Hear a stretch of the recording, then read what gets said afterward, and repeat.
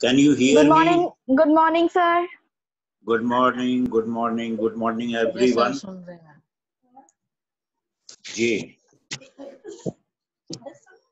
चलिए, बहुत अच्छी बात है कि मेरी आवाज पहुंच रही है और आप लोग अपना वीडियो ऑन कर लें because the video is blank. हाँ, good. I can see Nikita Pawar. Good good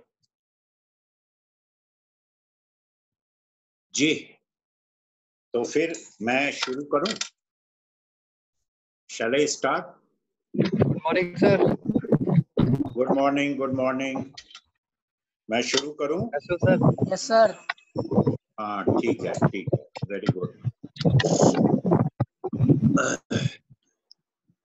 mute कर लिया जी, आज जो हम लोग डिस्कस करेंगे टॉपिक, उसमें पहला है introduction to Indian economy. Introduction to Indian economy.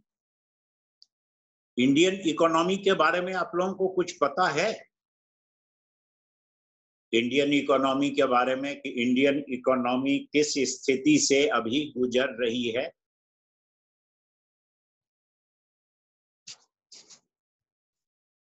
Hello, मेरी आवाज पहुंच रही है सब तक?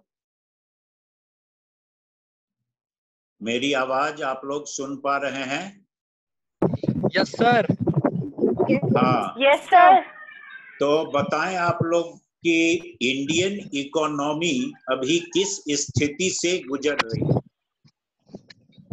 सर अभी क्या इस हमारा जो ग्रोथ रेट है वो काफी घट गया है।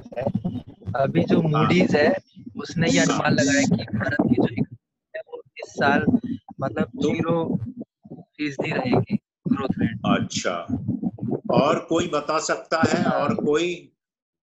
इन्होंने बताया कि मूडी का अनुमान है कि 0%। और कोई बता सकता है?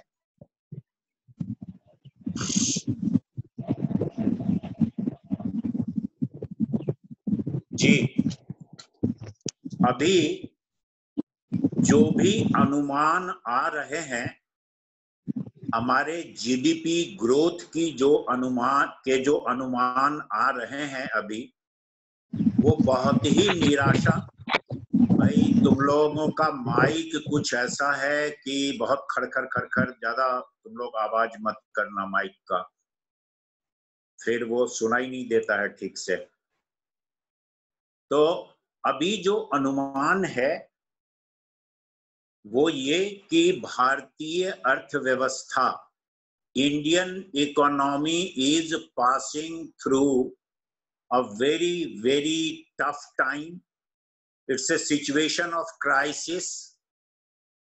और जितनी भी संस्थाएं हैं, घरेलू संस्थाएं हो या इंटरनेशनल मॉनेटरी फंड हो या और भी जो संस्थाएं हैं, वर्ल्ड बैंक है, इन सब ने जो अनुमान लगाया है उससे ऐसा लग रहा है कि भारतीय अर्थव्यवस्था में जीडीपी की जो दर है, ग्रोथ रेट, वो माइनस में रहेगी और -4 तक जा सकती है। -4 तक। आप समझ सकते हैं इससे कि इतने संकट के बावजूद, कोरोना का अभी इतना बड़ा संकट चल रहा है, इतना बड़ा संकट चल रहा है कोरोना का, लेकिन इसके बावजूद लॉकडाउन को क्यों खोल दिया गया? लॉकडाउन को खोलने के पीछे जो कारण है, सबसे बड़ा कारण अनलॉक करने का, वो यही है कि भारतीय अर्थव्यवस्था चौपट हो रही है। And minus growth rate in minus is a situation of crisis. This is a situation of crisis. We are passing through a critical phase. और अगर अर्थव्यवस्था अगले साल के पहले 3 महीने तक पटरी पर नहीं आई, या इस साल के अंतिम 3 महीने तक अगर पटरी पर नहीं आई, तो हिंदुस्तान के लिए बहुत बड़ी चुनौती होगी। ये बहुत बड़ी चुनौती होगी, और इस क्राइसिस के कारण लाखों लोगों का रोजगार जा सकता है, लाखों लोगों का, लाखों लोगों पर वैसा असर पड़ सकता है जो वर्ल्ड वॉर 2 के बाद जो सिचुएशन हुई थी दुनिया की, इकोनॉमिक क्राइसिस, उस तरह की सिचुएशन आ सकती है। और ये सिर्फ हिंदुस्तान में नहीं है, this is across the country, this is a global phenomena. America is also passing through economic crisis. China also. Every country, UK, Spain, जो भी आप नाम लें, और जहां कोरोना है वो भी, और जहां कोरोना कम है वहां भी, क्योंकि आज की जो अर्थव्यवस्था है वो एक क्षेत्र में सीमित नहीं रहती है। उस अर्थव्यवस्था का प्रभाव पूरी दुनिया पर पड़ता है, क्योंकि अब सभी इस ग्लोब का हिस्सा हैं। लेकिन हिंदुस्तान की अर्थव्यवस्था ऐसे बहुत मजबूत रही है, ऐसे अगर हम देखें तो हिंदुस्तान की अर्थव्यवस्था काफी मजबूत रही है। जो इकोनॉमी है, Indian economy, it's very solid economy. और हमें इसीलिए इतने समय के लॉकडाउन के बावजूद इसको जो सह पा रहे हैं, राज्य सह पा रहा है, केंद्र सह पा रहा है, और चाइना से लड़ाई के लिए भी बिल्कुल तैयार है इंडिया की, लड़ जाओ, कोई बात नहीं है, आ जाओ। या अभी राफेल की खरीद के लिए राजनाथ सिंह जो गए, तो रूस तो वहां पर जितने वहां से मिलने हैं वो, और फ्रांस से जो राफेल मिल रहा है, इस सब की बातचीत हो रही है कि जल्दी से जल्दी इनको हासिल कर लिया जाए। जो भी हमारे फाइटर प्लेन्स हैं, सुखोई है, MiG-29 है, रशिया से जो एक और चीज जी S-400 है, जो डिफेंस सिस्टम है, मिसाइल डिफेंस सिस्टम। तो ये सारी चीजें जल्दी से जल्दी हमें चाहिए, और इसके लिए पेमेंट करने के लिए हम लोग तैयार हैं। बहुत सारा पैसा दिया भी जा चुका है, और बहुत सारा पैसा जो दिया जाना है उसके लिए भी हम लोग तैयार हैं। तो ये हमारी अर्थव्यवस्था की मजबूती के कारण ही है, जो पहले से मजबूत चली आ रही है, और काफी मजबूत हमारी अर्थव्यवस्था रही है, इसमें कोई संदेह नहीं है। आइए हम लोग बात करते हैं अपनी अर्थव्यवस्था की। और देखिए आपकी हमारी जो अर्थव्यवस्था है, हमारी अर्थव्यवस्था अगर हम थोड़ा पहले जाएं तो हमारी अर्थव्यवस्था काफी मजबूत रही है। और अभी की स्थिति को अगर थोड़ा सा हम दरकिनार कर दें, जो अभी जो स्थिति चल रही है, कोरोना की वजह से, लॉकडाउन की वजह से व्यापारिक गतिविधियां बंद हैं, तमाम चीजें मतलब रुकी हुई हैं, तो अभी को अगर हम छोड़ दें तो मोदी ने इस साल के शुरुआत में 5 ट्रिलियन की अर्थव्यवस्था बनाने का लक्ष्य रखा था। ट्रिलियन आप समझते हैं? ट्रिलियन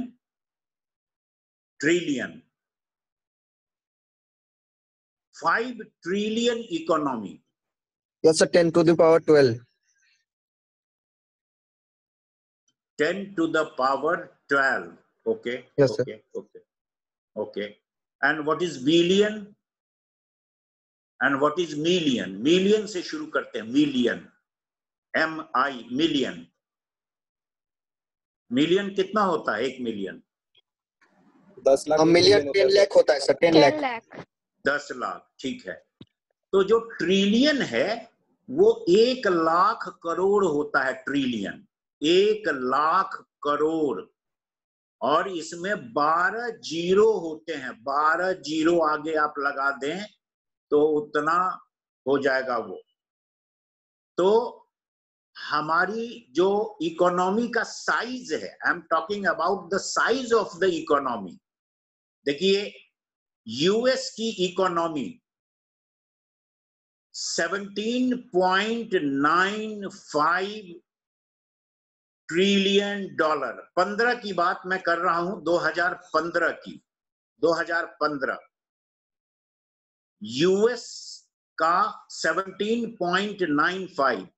दूसरे नंबर पर है चाइना 10.86, तीसरे नंबर पर है जापान 4.12। ये खुशवंत सिंह, तुम्हारा पंखा सिर्फ दिखाई दे रहा है, फैन दिखाई दे रहा है, तुम खुद ही दिखाई दो तो ज्यादा अच्छा है ना। अपने लैपटॉप को या मोबाइल को ऐसे रखो कि तुम्हारा प्रेजेंटेबल फेस हम लोग देख सके, ठीक है।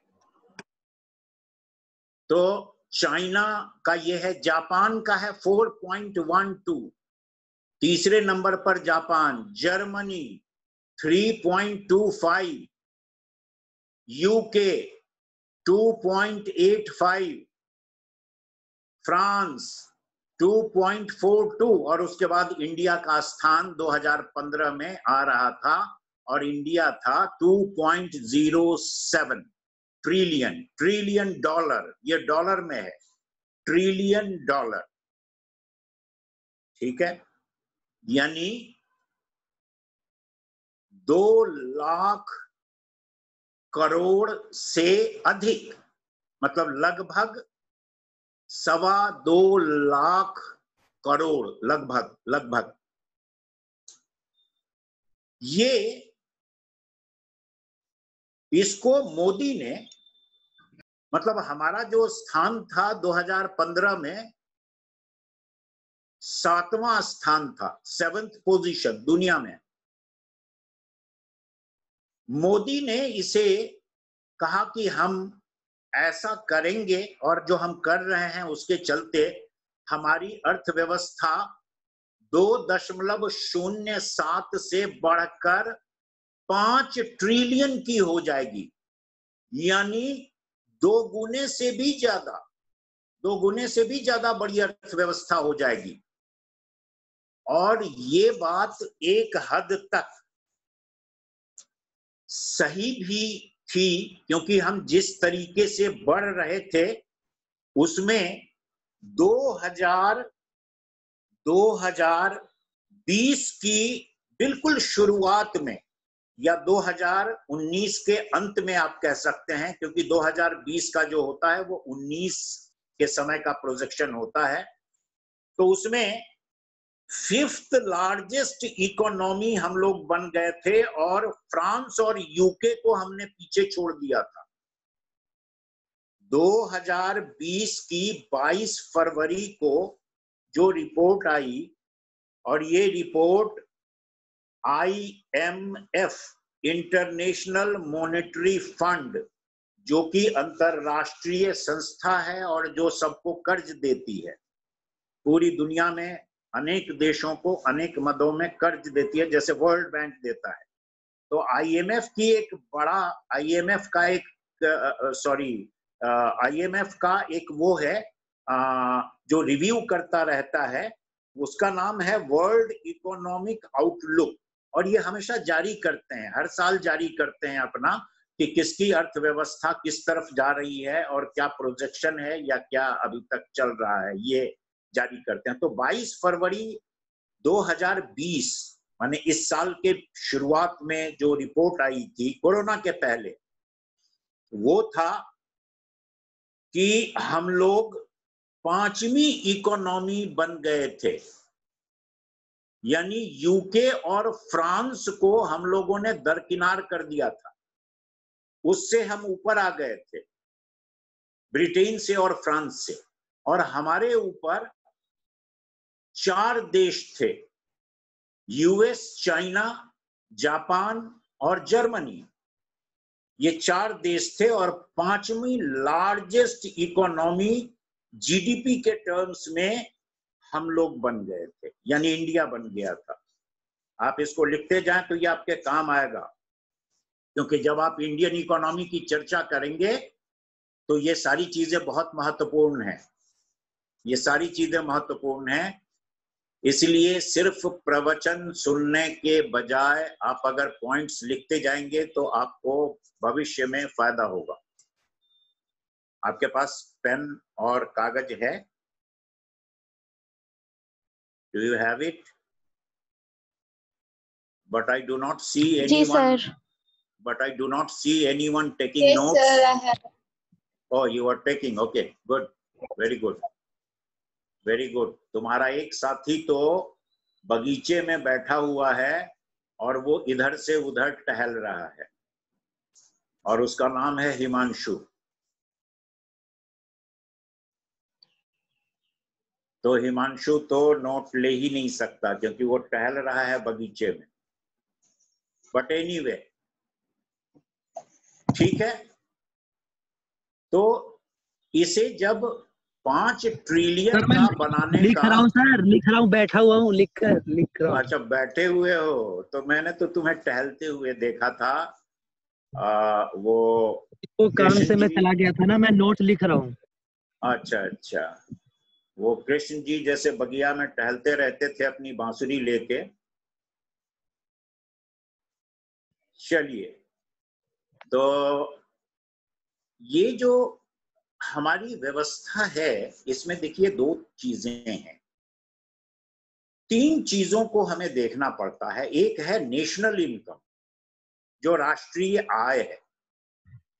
दूसरा है नेशनल डेवलपमेंट, जो हम विकास करते हैं वो, और उसी विकास के आधार पर हमारी नेशनल इनकम तय होती है। और तीसरी चीज है जीडीपी, जो ग्रॉस डोमेस्टिक प्रोडक्ट, यानी जिसको सकल घरेलू उत्पाद कहते हैं, वो है। तो जीडीपी पर कैपिटा हमारा कितना है, इस पर भी एक हम लोग नजर डाल लेते हैं। जीडीपी पर कैपिटा, गरीब देश हैं हम लोग, गरीब देश हैं हम लोग, लेकिन जीडीपी जो है वो पर कैपिटा इससे निर्धारित होती है कि हर सेक्टर में किस तरह की ग्रोथ हमारी हो रही है। तो आप इसको भी चाहें तो आप लिख लें। देखिए, यूएस की जीडीपी पर कैपिटा है 53042। चाइना की है 6807। यूके की काफी बड़ी है 41,788। कनाडा की 51,958। देन ऑस्ट्रेलिया की 67,458 और इंडिया की है 1,499। अब इसमें देखिए कारण क्या है, हम पीछे हैं, काफी पीछे हैं, अनेक देशों से पीछे। सर ऑस्ट्रेलिया का फिर से बताइएगा। किसका? ऑस्ट्रेलिया 67,458। 67458। कनाडा 51,958। यूके सर मेरा एक सवाल था।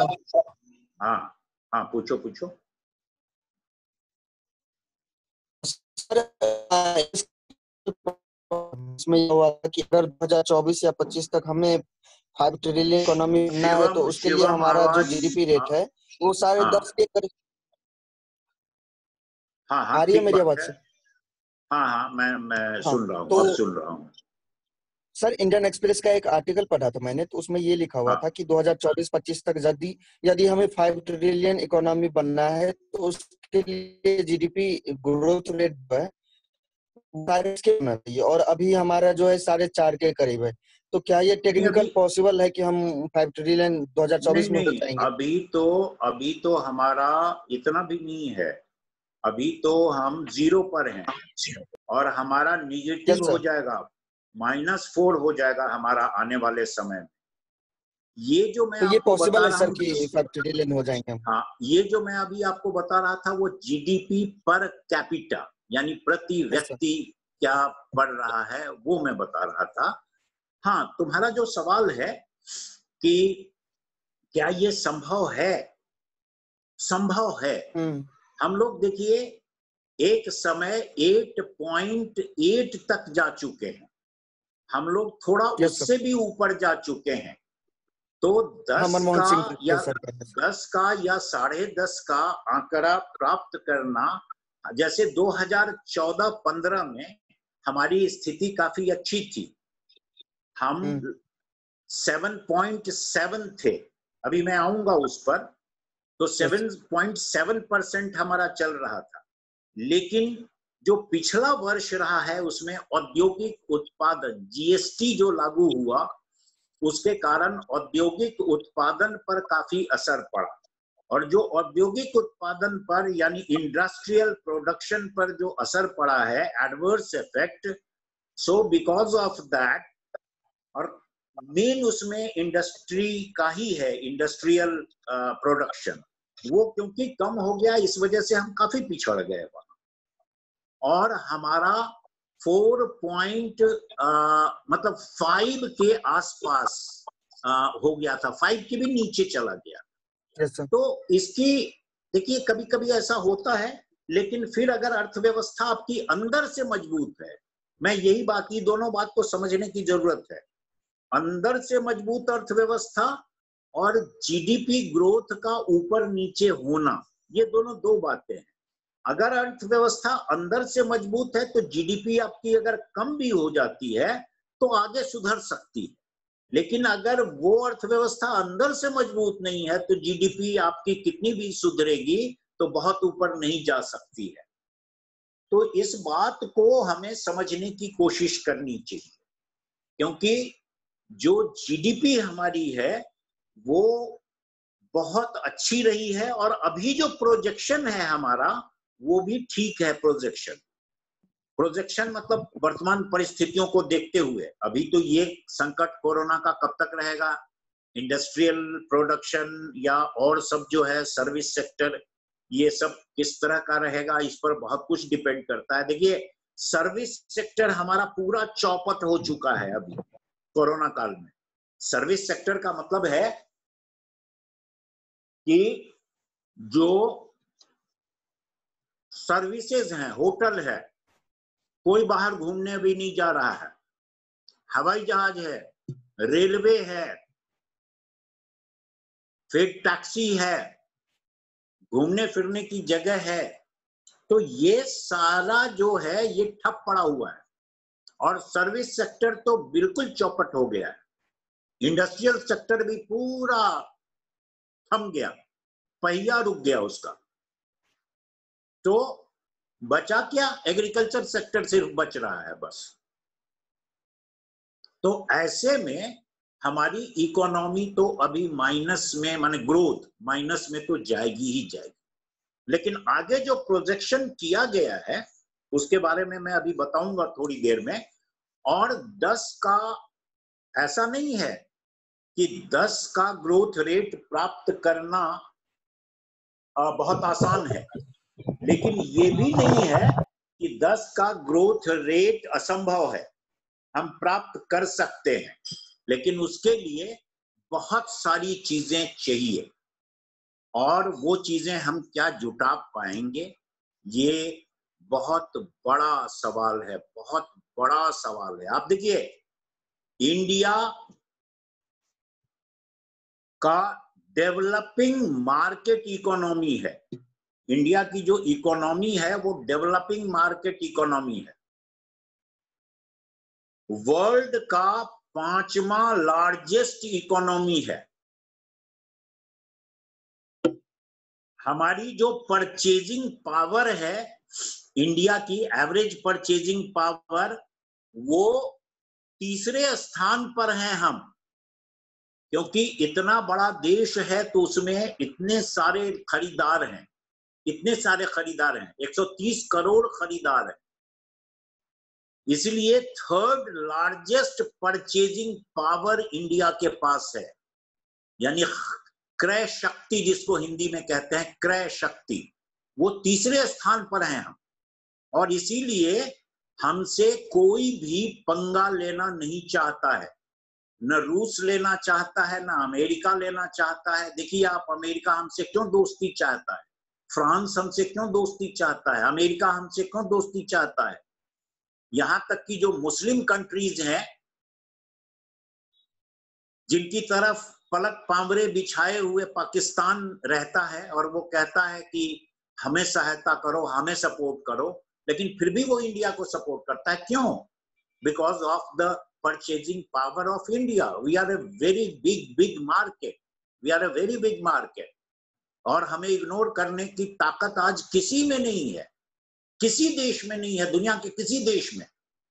चीन भी हमसे जो डरता रहा है उसकी सबसे बड़ी वजह यही है कि चीन का जितना सामान हमारे यहां बिकता है वो सामान इतना, मतलब इतनी बड़ी इकोनॉमिक बेनिफिट उसको होता है जो और किसी को नहीं है। तो सवाल ये है कि इसके कारण हमारा जो रुतबा है दुनिया भर में, हमारा जो रुतबा है वो अलग किस्म का है। अभी हम लोग आते हैं, देखिए आप, जो नेशनल इनकम है हमारी वो जुलाई 16 में, आप लिख लें, जुलाई 16 में 2016 में 8.7% थी, और ये जुलाई 19 में कम होके 19 में हमारा इंडस्ट्रियल वो हो गया था, उत्पादन कम हो गया था और काफी कुछ था, इसलिए वो नीचे आके 5 रह गया, 8.7 से 5 रह गया। तो ये धीरे धीरे आया है नीचे। अब आप आइए हम थोड़ी सी बात करते हैं 1991 तक। ये आप लोगों को पता भी होगा, ये जो कट ऑफ ईयर है ये बहुत इंपॉर्टेंट कट ऑफ ईयर है जो हिंदुस्तान की आर्थिक दुनिया है उसमें, उसके लिहाज से 1991 तक हमारी जो इकोनॉमी थी उसको प्रोटेक्टिव इकोनॉमी कहा जाता था, यानी वो लोगों को, जनता को प्रोटेक्ट करने वाली इकोनॉमी थी। और पॉलिसी जो हमारी थी वो इंटरवेंशन और रेगुलेशन की पॉलिसी थी, यानी हम लोग, माने इंडिया ये चाहता था 1991 तक ये चला पूरी तरह से कि कल्याणकारी अर्थव्यवस्था होनी चाहिए, कल्याणकारी अर्थव्यवस्था, यानी किसानों को सब्सिडी दो, खाद पर सब्सिडी दो, बिजली पर सब्सिडी दो, डीजल पर सब्सिडी दो। जो देश में लोग हैं पेट्रोल इस्तेमाल करते हैं गाड़ी में या और भी, यहां सब्सिडी दो। पेट्रोल पर हेवी सब्सिडी थी, बहुत ज्यादा सब्सिडी थी, और पेट्रोल की कीमत को स्थिर रखने के लिए बहुत उपाय किए जाते थे, उस पर भी सब्सिडी दी जाती थी। यानी एक तरह से सरकार बहुत कम आय उससे अर्जित करती थी। 1951 में उदारीकरण की प्रक्रिया शुरू हुई हमारे यहाँ। उदारीकरण की प्रक्रिया नरसिंह राव और मनमोहन सिंह ने मिलके उदारीकरण की प्रक्रिया शुरू की। He was the prime minister Narasimha Rao, और 1951 में जो उदारीकरण की प्रक्रिया शुरू हुई उसके कारण हमारा बाजार पूरी तरह से दुनिया भर के लिए तो खुला ही, और ये भी हमने तय किया कि सब्सिडी को धीरे धीरे खत्म करना चाहिए। यानी जिस भाव में हम कोई चीज बाहर से खरीदते हैं या उत्पादन की जो लागत है अंदर भी देश के अंदर, उसको उसी तरह से बेचना चाहिए। यानी हम उस पर सब्सिडी न दें या कम से कम दें, जहां बहुत जरूरी है वहीं दें। आज देखिए आपकी सब्सिडी धीरे धीरे खत्म हो रही है, पेट्रोल पर से तो खत्म हो ही चुकी है, इसके अलावा खाद पर भी कम हो गई है। किसानों को जो डीजल दिया जाता है उस पर पहले जैसी सब्सिडी नहीं मिलती है। तो धीरे धीरे एक बैलेंस की नीति अपनाई गई अर्थव्यवस्था में, हमारी अर्थव्यवस्था में बैलेंस की नीति अपनाई गई कि हमें एक बैलेंस बनाना चाहिए। और ये बैलेंस ऐसा होना चाहिए कि इंडिया के सामने ऐसी क्राइसिस ना आए कि उसको अपने खजाने से निकाल के और लोगों की कल्याणकारी योजना में लगाया जाए।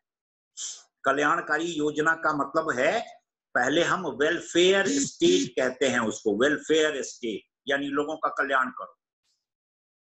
ट्रेन का किराया मत बढ़ने दो, कोशिश करो कि ट्रेन का किराया न बढ़ने पाए, कम से कम यात्री किराया न बढ़ने पाए। अब वो चिंता नहीं है।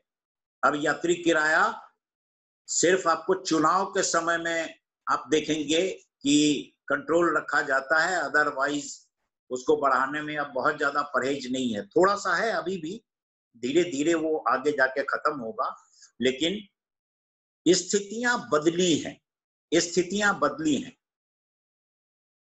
तो ये जो टोटल हमारा कोल्ड वॉर के बाद, ये जो कोल्ड वॉर रसिया और यूएस के बीच था, उस समय उसकी समाप्ति जब हुई तो एक्यूट बैलेंस ऑफ पेमेंट हो गया हमारे यहाँ। यानी कोशिश हुई कि अब पूरी तरह से बैलेंस बना के चलाया जाए, यानी मुनाफा कंपनियों को कमाने दिया जाए, सरकार भी ऐसी सब्सिडी न दे जिसके कारण सरकार के खजाने पर बहुत ज्यादा दिक्कत आए। अब देखिए 2014 से लेके 2018 तक, from 2014 to 2018, India was the fastest growing economy. India was the fastest growing economy.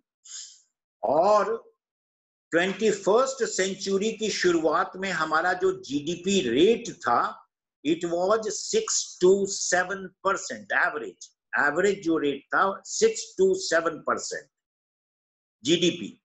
अभी आप लोगों ने जीडी के बारे में एक सवाल पूछा था, तो उसके संदर्भ में ये काफी महत्वपूर्ण है। 21st सेंचुरी की शुरुआत में तो ये 6 to 7% हमारा था जीडीपी। ठीक है, आप समझ रहे हैं मैं जो कह रहा हूं उसको आप समझ रहे हैं? Are you getting me? Yes sir. Okay. कहीं कोई कंफ्यूजन हो तो मुझसे तुरंत पूछो। पूछने में कभी संकोच नहीं करना चाहिए। क्योंकि पूछने में संकोच करने का मतलब ये होता है कि चलो कोई चीज समझ में नहीं आई तो चलो रहने दो, वैसा नहीं होना चाहिए। भले ही थोड़ा हम स्लो बढ़े, लेकिन अभी थोड़ा समय है हम लोगों के पास। तुम्हारे एग्जाम के डेट्स आ गए क्या? No sir. एग्जाम के नहीं, अभी नहीं आए हैं। ओके, अभी असल में तय नहीं हो पाया है। मैंने दिल्ली यूनिवर्सिटी में भी अभी तय नहीं हो पाया है कि ओपन बुक एग्जाम होगा या फिजिकली बुला के एग्जाम लिया जाएगा, कितने क्वेश्चंस होंगे। क्वेश्चन भी कम करने पर विचार किया जा रहा है। पहले जैसे 5 क्वेश्चन आंसर करना पड़ता है, हो सकता है अब 4 या 3 आंसर करना पड़े। मतलब इस तरह की बहुत सारी बातें हो रही हैं, लेकिन अभी तक किसी निष्कर्ष पर नहीं पहुंचे हैं।